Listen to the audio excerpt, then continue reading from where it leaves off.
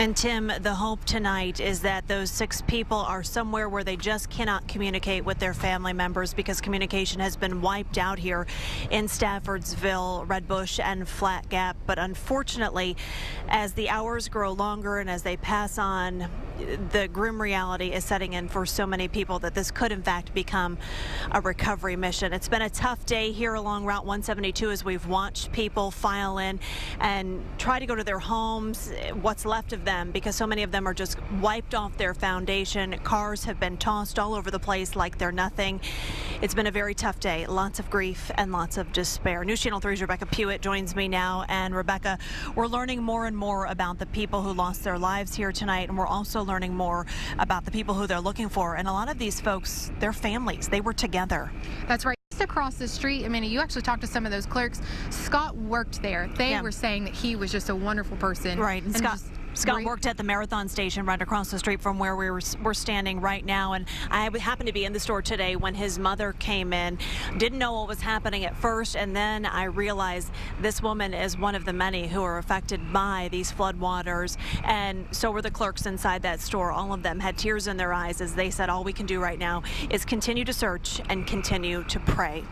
There are people tonight who need places to go, and those shelters are packed up tonight with people who are looking for higher, safer, and drier ground. Now, one of those shelters is at the Paintsville Recreation Center, the other at the Moorhead Center, the Carl Perkins Center, I should say. That's on Creighton Jackson Lane.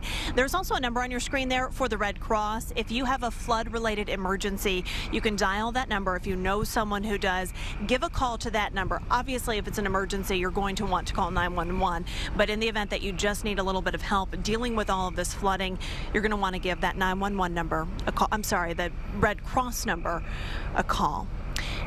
No doubt about it, when we have these types of situations, so many people step in and help, and that has been the case throughout the day. When I was here early today, about 11 a.m., a man came up and he said, I am a volunteer firefighter in Floyd County. I'm going home, I'm putting on different clothes, and I'm coming back here to search. And that sentiment was echoed so many times today. And it also happened right after our 6 o'clock newscast. News Channel 3's Andrew Colgrove joins us now. And Andrew, we finished up the newscast. We saw a large school bus, a church bus, going by. We asked them what they were doing, and they let you hop on and see what they were doing. They let me did in Salyers and West Liberty.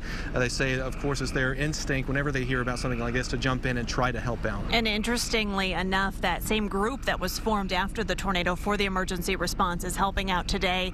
And you can see these volunteers jumping in once again to make sure that those who need it are helped. Andrew. It's a tight-knit community. It sure is. Andrew, thanks so much. A lot more to bring you here from Staffordsville. I'll be back in about 10 minutes. We're going to take you to one of the shelters where people are calling it a temporary home away from home for the evening, a place that's safe, a place that's dry, and a place where they can rest. Everybody is very tired after a long day today.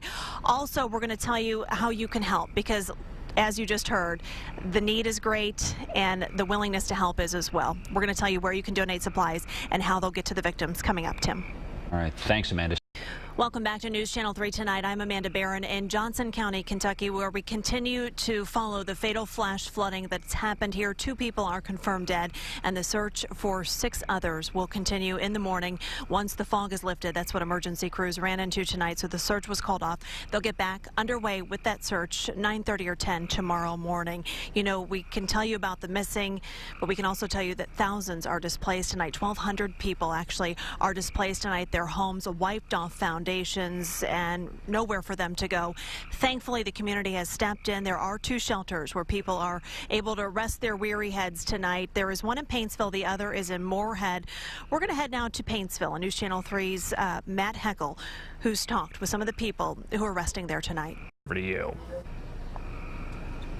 All right, Matt, thanks so much. And I think a lot of us were fearing more rain would cause major problems. It was a hard, fast rain tonight, about 15 minutes. And fortunately, this region was spared, at least for this evening. Plenty of work still ahead, and plenty of donations are needed. As you just heard in Matt's piece, the need here is great. And many families tonight here in Johnson County going to bed without the basic necessities, things that we all take for granted: water, food, cleaning supplies, and even first aid items. Many people in the community have have already stepped up to the plate, and organizations and those who were not seriously affected by the flooding have been dropping donations off at Johnson Central High School.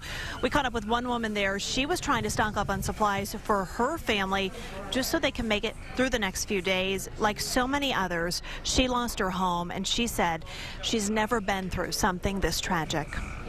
It's very emotional for everybody, losing everything, their cars, their homes. And you just see it just go by just in a second. It's blink of an eye. You just don't know what's going to happen. You really don't. All the people lost their homes and everybody's died out their way. And there's like people out there lost. It's very emotional, it is. And you think of your family too? Yeah, I do. So difficult for so many people, but you can help ease the pain by dropping off donations at Johnson Central High School. You can do that tomorrow from 8 a.m. until 8 p.m. and that'll go until Thursday. That's when crews will make sure that those supplies are distributed to those who need them most. Here's what they're looking for. They're asking for cleaning supplies, food, non-perishable items. Water is also going to be key here. First aid kits. They need towels. Of course, there is so much cleanup that needs to happen. And in addition to those towels, they need cleaning supplies. Tim, it's hot, it's muggy, there is a lot of water here, and we know that that can create its own whole host of problems just beyond the flooding. So a lot is needed, but a lot will come in, as we see happen time and again in these difficult situations. All right, thanks so much, Amanda. All right, Tony, thanks so much. And of course, the folks here in Johnson County, Kentucky, hoping and praying that that rain stays away so emergency crews can, first thing tomorrow morning, continue their search for those 6 people who are still missing tonight. We have confirmed that 2 people have died in this flash flooding incident that happened and just wiped out this community, Staffordsville, Red Bush, and Flat Gap. Flat Gap is the community where so many people are missing from. We have a bird's eye view to show you of just what first responders will be going into tomorrow morning about 9:30 when they resume their rescue and recovery efforts. It's not an easy situation for anyone. Tim, so much debris, houses off their foundations, cars thrown around like they're nothing.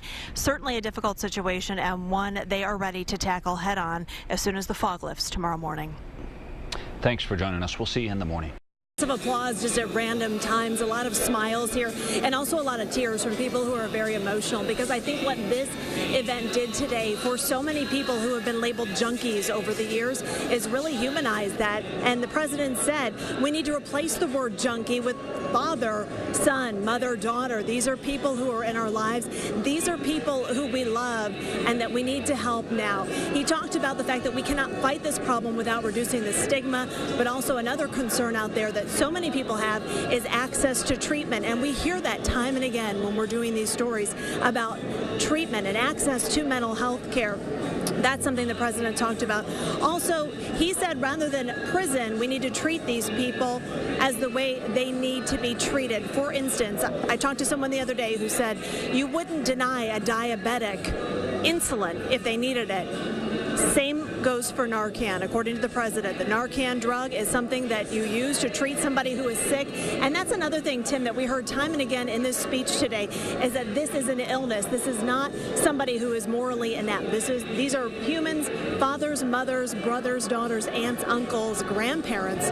We hear that all the time about people who are just struggling to get through life, but they are ill with the disease.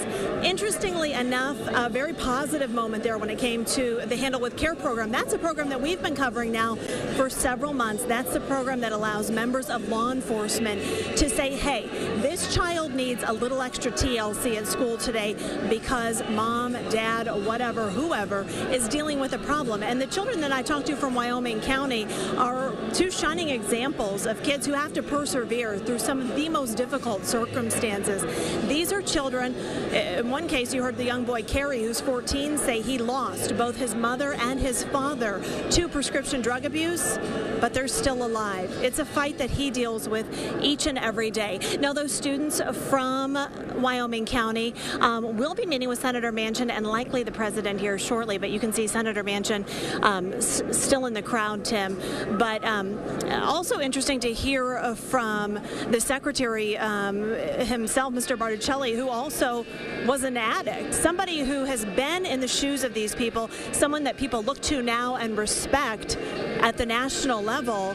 He knows exactly what they're feeling, Tim. Yeah, and the man who introduced the president from Wheeling, he's a resident of Wheeling, he said he was quoted as saying, treatment is effective and recovery does happen.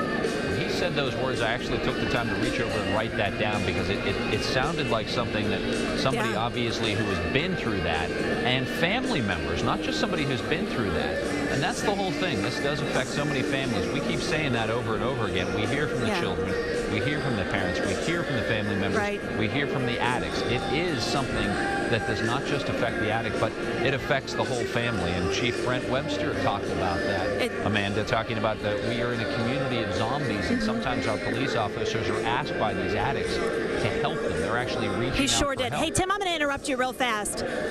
Mayor Danny Jones is right here. Danny, we're live on the air right now, but you know, Danny Jones is somebody whose son has publicly struggled with addiction. Danny, we know that your son has struggled with addiction. As a parent sitting in this audience, not just a City of Charleston official, what were your thoughts? Oh, I thought it was incredible. And of course, I rode down the limousine with him and talked to him about it, and he gets it.